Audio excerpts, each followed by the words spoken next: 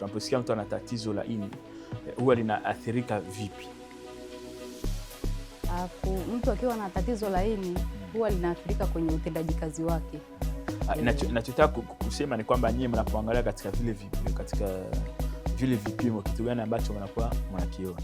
Unajua tunaonaga mfano labda wa kuharibika kwa mapafu, unaona una mfano picha huwa inaonyesha ni kama vile iko katika hali kama ya kuungua hivi.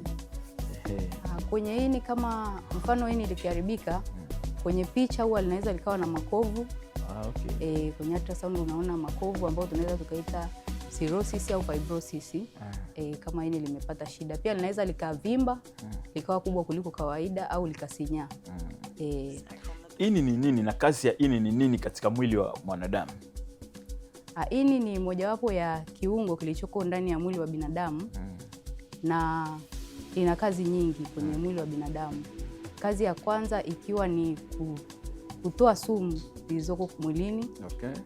Huwa linasafisha sumu ambazo sumu hizi zinatokana aidha na vitu tunavyokula, madawa. Kazi ya pili ya ini pia inaweza linafanya kazi ya kutengeneza protini muhimu ambazo zinahitajika mwilini. Na pia ini linatumika katika mmeng'enyo wa chakula, huwa linatengeneza nyongo. Okay. Ini linatumika kutengeneza nyongo ambayo inatumika katika mmeng'enyo wa chakula, hasa mafuta. Okay.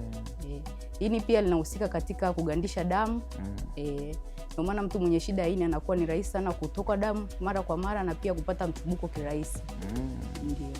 Mchubuko wa nje au mchubuko wa nje kwenye ngozi. Ikitokea labda amepatana mkwaruzo wote na kwa rahisi kuweza kuchubuka. Okay. Maana kuna kinga zinapungua za kuweza kuilinda ngozi. Kwa sababu ini pia linahusika kwenye kutengeneza vile vigandisha damu. Okay. Kwa hiyo ini likipata athari na mtu anapata madhara hayo. The Bantu.